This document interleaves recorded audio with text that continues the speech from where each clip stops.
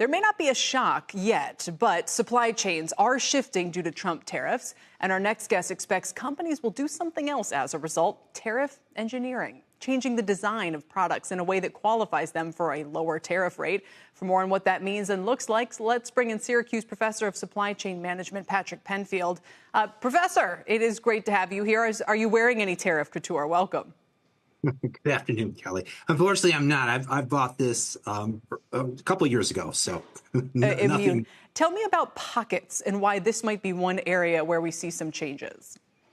Yeah, so Columbia Sportswear has been doing this tariff engineering for probably decades. And so what they look at when they're designing new clothes is they look at the actual clothes itself in comparison to the tariff rate. So they'll have the designer, they'll have the merchandiser, they'll work with customs. And what they try to do is, again, make something that will have the lowest tariff impact to their company. So it's fascinating. And so one of the things they've done is they've added a pocket. It's called a nurse's pocket to some of their shirts. And it's kind of where you keep chapstick. And so by doing that, they're able to lower the rate of their T-shirts by 40%. Why? Can you get granular? Like, why is it that the placement of a pocket or the addition or something, why is this all affecting what tariff they would pay? Yeah, it's a different type of classification. So I guess it's less versus what a regular T-shirt was. So you're adding something to it. So there's some other things that you can do too, like adding a band to it. But I guess it cheapens more or less the T-shirt and customs eyes.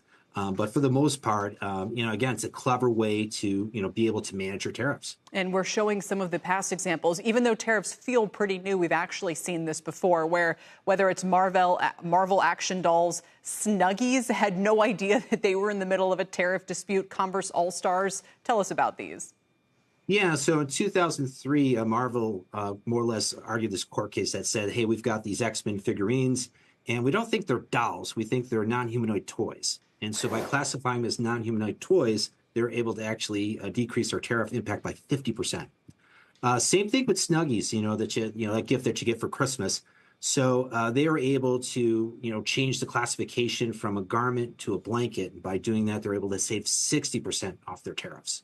And I don't know if because these are more across the board, and with the Converse All-Stars, it was the layer of fuzzy felt on the bottom allows it to be classified as a slipper, which I love because the slipper rate was 6% versus 20% for athletic shoes. So do you think that all of these kind of gaps and differences are wider or narrower after the huge tariff increases that we're now seeing? Yeah, it all depends. So if it's a blanket tariff where, it doesn't matter, then it's really, tariff engineering is not going to help. But if it's not where, tariffs are left in place and they're different, then you should see companies actually do more of this. And it would be smart on their behalf to actually move in this direction and try to figure out those loopholes within tariffs, as long as it's done legally and ethically. And I have to imagine this applies well outside of apparel and retail as well. Yeah, you can do this with, retail goods. You can do this with electronics. You can do this with automotive parts. So, there's the broad category of different products that you can actually do some of this tariff engineering with. And finally, we've seen initially we had kind of the simultaneous shock where on the announcements, consumer confidence collapsed and kind of incoming container volumes collapsed at the same time. Now, from what I see, maybe the container volumes are coming back and things aren't quite as dire as they looked a few weeks ago. Can you give us any kind of update on where we stand now? Yeah, unfortunately, I'm hearing the opposite. So really? From what I understand, the port of Los Angeles specifically, they're looking at 35% decrease in shipments coming in through the port in the next 2 weeks. So that tells me basically that there's this hole that we're going to see in the supply pipeline. And so eventually that's going to impact consumers. So you'll see, kind of similar to what we saw with COVID, you'll see some bare shelves, you'll see less variety, and you'll see increased prices. Unfortunately, and we could see even worse, maybe some layoffs in those hard hit sectors as well.